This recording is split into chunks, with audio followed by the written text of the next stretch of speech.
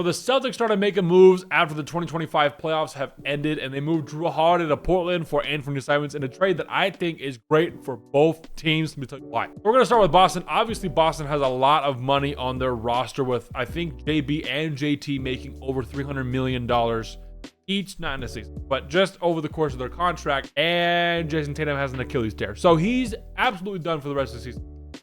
Now, I have heard things where he can come back in the playoffs, but it's like, is worth, especially with this kind of injury and how, one of the top 5 players in the league, in my opinion. Do you want to risk that? Just talk up a season, get ready for the next season, 26-27, which is out loud, 2 years or a whole year, and it's just crazy to think about. But so the Celtics needed to make some moves because they're not really going to contend this season, and they might need some younger pieces to kind of help bolster the roster that could be a little bit cheap now.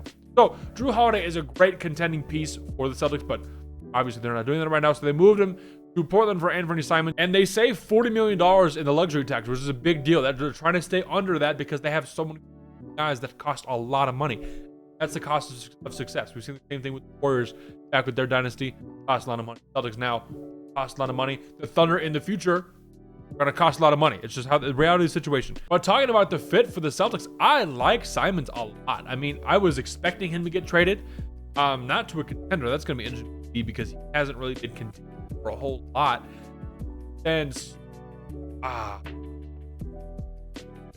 Dame was on the roster, and even then it was like the Dame's Portland career was kind of like whole ton going on. Obviously, Simons was like the spiritual successor to call him that 2 guard playing offside Dame. Now Dame left, so Simons is here. I think it's going to be really, really cool to see him in a Celtics jersey playing the system Joe Mazzulla has put in a ton of threes. Simons averaged 9 3-pointer shot last season, and on a pretty good clip. So I think that he's going to fit right in. Now, I'm hearing people talk about, they should trade Derek White as well. Thing is, I think they should Derek White, and this should be the backcourt because you kind of need another defensive guard with Simons. Fine, he's okay. Definitely your offensive guy. It's going to be really cool to kind of see him and Brown and D. White. He got paid Princeton on the bench still. Horford, let's see if I think he's got another year in him. We'll have to see how that goes. Thing is, if they move him or not, we'll have to find out. So the Celtics might need a little bit more depth to be able to kind of compete just this year in general, just be able to make the playoffs. Because I doubt that the Celtics are going to end up being a bottom, like a play-in team. They're going to be okay. Jaylen Brown's Finals MVP. Jaylen Brown's good. Anthony Simons with Derek White and the guys that just mentioned.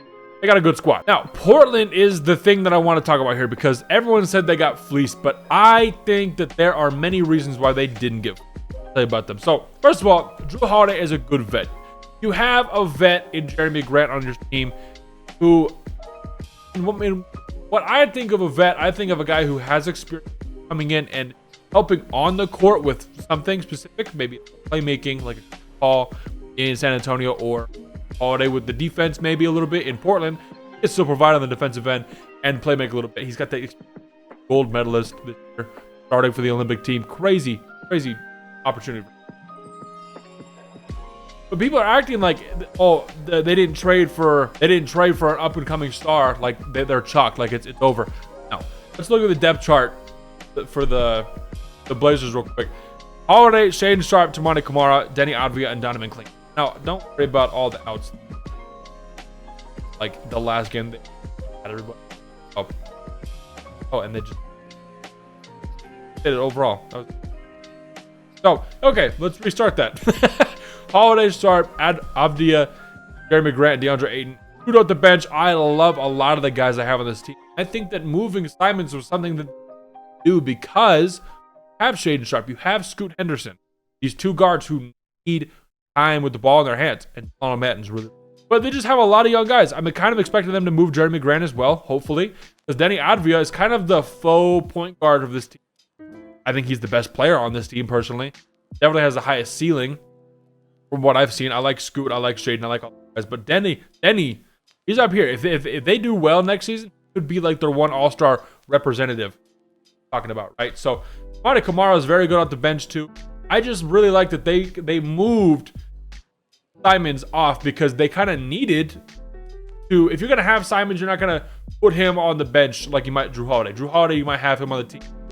He might start, but he might only play 25 minutes because Scoot comes on the bench playing. and they're 25, 30, right? So it could be one of those situations where you kind of need to develop these young guys.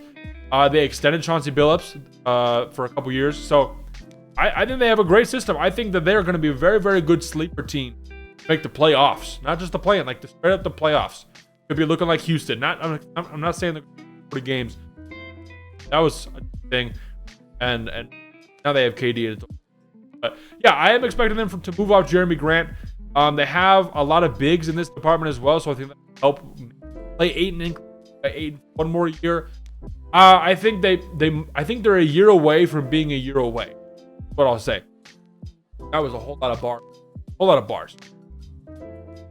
They had the foundational pieces for something that could be very, very cool. Those are Sharp, Avdia, Henderson, Mara, and I think Chris Murray's there too with Klingon. I think Ayton, he's Thibault, Jeremy Grant, those guys, they're cool now, but the Blazers have the 11th pick. That's not terrible. So very, very good. You get someone there. You might want to get like a whole draft mock video.